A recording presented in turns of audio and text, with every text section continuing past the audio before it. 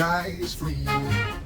The time it takes to create stunning screenshots like these is long. It is an art form, and if you want to succeed, you need to practice a lot. Try hundreds of angles, plan the shot, set up the direction, consider the positions, sizes, colors, what will be in the frame and what will not. You think you can get good results by watching a 10-minute YouTube video? No way. Enough of that nonsense. Yeah, you could spend hours on end getting the one perfect shot, or watch this video and produce dozens of beautiful shots every time you play, spending an average of less than a minute at first, even less as you practice. All you need is to hit that photo mode key combination and look around for a few seconds, snapping a couple of pictures. That's it. End of video. No, seriously, this game produces amazing vistas all day long, almost effortlessly. If you just make it a habit to go into photo mode and take a few screenshots, you'll get some great shots and some that are not so great, but nobody has to know, right? If that's enough for you, hit like and subscribe for more content, and I'll see you again in the next video. Follow my suggestions and everyone will love the results. This video will focus on what to do with minimal explanation on how the various features work. If you want a thorough explanation, Kyle Culver has a great video. Go watch it, but don't forget to come back. Link is in the description.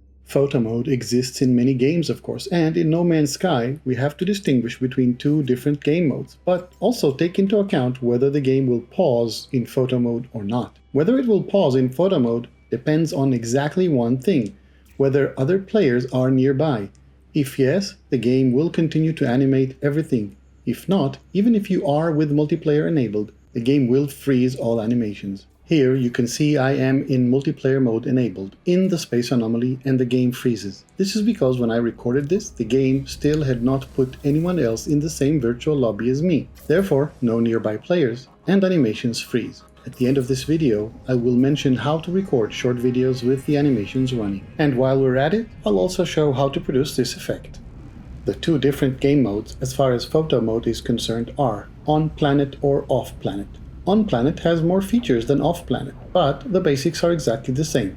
When you go into photo mode, the first thing you see is this help bar at the bottom of the screen. This shows the PC key bindings, so check this bar when you start photo mode. In short, your direction controls move in space the same as you would in normal gameplay: forward, back, left and right, with two controls, Q and E on PC, for up and down. View direction, controller, joystick or mouse also work as expected. Notice there are two controls for tilt.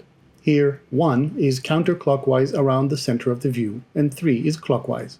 The other important controls are to move the sun and to adjust effects. When you hit the control to move the sun, it simply moves to the center of your view. This is the quickest way to see what the shot looks like at different hours of the day-night cycle, and also to align the light and shadow angles if you wish to do so. Hitting the control to adjust effects opens this menu in the top right. Notice that I am deep enough in the atmosphere, so what we see is the on-planet adjustment menu. It includes the time of day, which you can change with left and right. Fog density affects the fog level of all planets, not just the one you are near. Cloud level lets you change the amount of clouds. Vignette and bloom are explained well in Kyle Culver's video, and you usually don't need to fiddle with them. Screen filter lets you change various color filters that the game has, which is a quick way to see the same scene in different light, so to speak. Switching to lens, we can see how we can use the field of view as a makeshift zoom in or out. Here we see I am on my freighter, which is of course off planet, and therefore the menu is smaller. There is no time of day, since this is meaningless in space. There is no cloud level, of course, but you can see fog density, filters, vignette and bloom, of course. Switching to lens, we can see the effect of field depth. This can set up the view to look like a professional camera with a specific focal distance, keeping just what you want in focus and blurring everything else. Again, Kyle Culver's video is super useful to understand how this works, but this is out of scope of this video. So, how do you choose a shot? I didn't set out to find the best flight screenshot for this ship. I just thought to myself, let's stop mid-pulse and look around. Maybe it looks nice. Looking around, I spent some time searching for an angle, asking myself, can I get the other planets in the shot? Let's try and see if it fits. How do these pulse lines look? I kind of like it, and there, I decided this is nice. Not super gorgeous, but nice. Take a screenshot. Simple and quick, the whole thing took me 20 seconds. Alright, next screenshot. As I am traveling on this planet, I noticed these nice capillary shells and decided their blue color will look very nice next to other underwater elements. So let's go to photo mode and dive in the water looking for a good shot. The clock is ticking and the camera is not yet in the water. Looking around, I see 2 of these capillary shells and one of those plants made of cytophosphate between them. Which one is the nicer one? But wait, over there is another capillary shell with those porous sponges with the red interior. A nice shot waits there, I'm sure. Moving around, looking for the shot, adjusting, checking, move back a bit, whoops, back in the water, move some more. How about we move the sun above us? There. Looking back, let's try to move the sun so it will reflect the blue part of the capillary shell. Try again, slightly different angle maybe. How about now? We move a little bit, minor adjustments, short moves. How does that look? Yep, that's the shot I want. Sometimes I can be real picky with the position. Take a screenshot.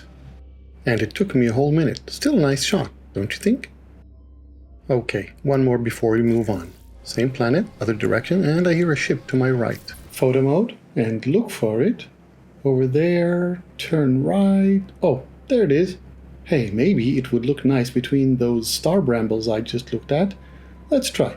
Adjust, move backwards a bit. How about this? Up, down maybe? No.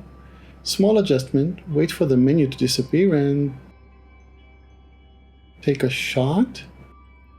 No, not good enough. Move the sun.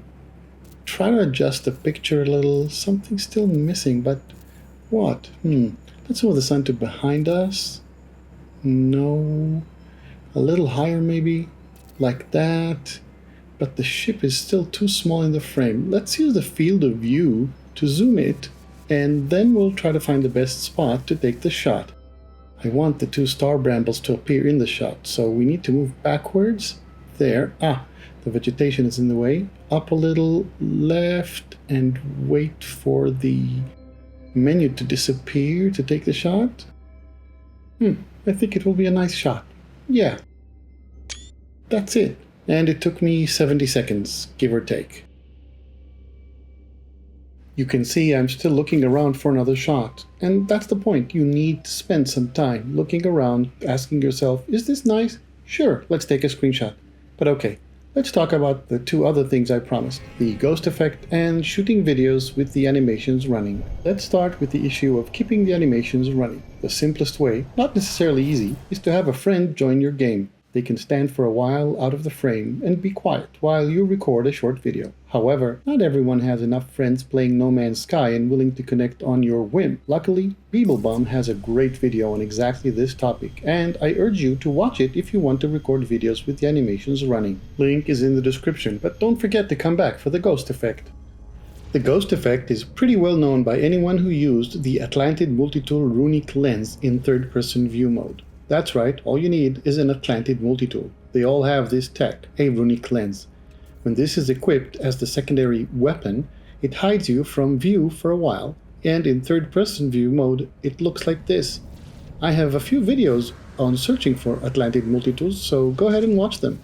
As always, hit like and subscribe for more content, and I'll see you again soon.